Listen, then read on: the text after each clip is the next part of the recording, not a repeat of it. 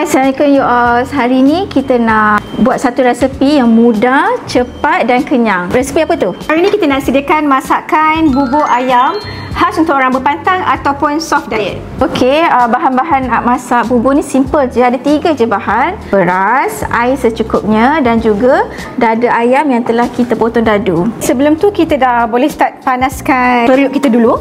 Kita masukkan beras. Setelah tu kita kacau dulu. Biasa orang Melayu kita panggil apa kalau macam ni? Selalunya dalam bahasa dapur kita akan sebut kita sangaikan dulu beras ni. Lepas tu kita masukkan air secukupnya. Tapi kalau masak bubur ni selalunya air dia kena lebih lah. Bukan macam kita masak nasi biasa, nanti tak jadi pula kan. Kita tengok ni dah mendidih. Kita kacau-kacau sikit lah supaya takut nanti dia hanyut pula dekat bawah tu. Kita dah boleh masukkan ayam. Bagi dia rebus sekali. Okey, Kak Nurul, sementara kita tunggu kita punya bubur nasi ni masak, jom kita cerita-cerita sikit pasal bagaimana penubuhan lavender confinement ni. Tercetusnya idea saya nak buka confinement ni sebab masa sedang melahirkan anak saya pada tahun 2018, saya rasa macam susah sangat nak cari orang yang menjaga saya ketika saya berpantang. Masa tu tak ada lagi ya servis ni?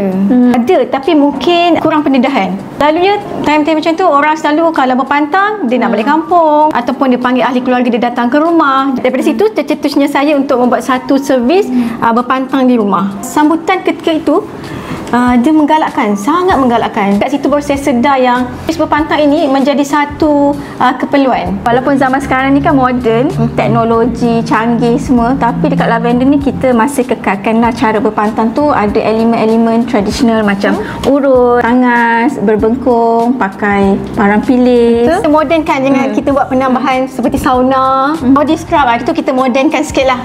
Lepas tu nak share juga ni lavender ni kita je satu-satunya confinement yang berpantang di hotel. Kebanyakannya di Kuala Lumpur. Lepas tu kita juga first confinement yang hantar CL ke overseas. First negara yang kita pergi adalah Abu Dhabi. Sekarang dah banyak lah, kita selalu je pergi US, London, Qatar. Lepas tu kalau macam Singapore tu dengan Brunei memang selalulah setiap minggu. Kebanyakan customer kita yang regular overseas adalah Singaporean. Okey, sambil kita borak tadi dah siap dah. Dah siap pun Kak.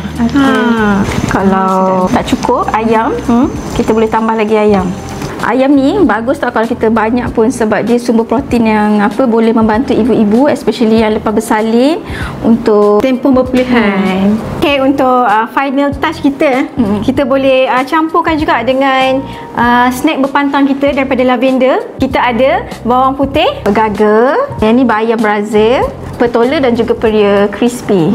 Memang dia pelengkap rasa pada pemakanan kita. Contohnya kalau kita makan nasi boleh, makan bubur pun boleh. Okay, untuk remaja ataupun orang dewasa yang rasa nak pedas-pedas sikit makan bubur ni, boleh tambahkan dengan chili oil. Untuk resepi kali ni kita pakai chili oil dari Toast Daily dan sedap sangat. Sebelum kita akhiri episod kita kali ni, jangan lupa dapatkan semua snack kita di beg kuning Lavender Confinement Care. Okay, jangan lupa cuba resepi ini dan tag kami di The Corner Sisters. Bye!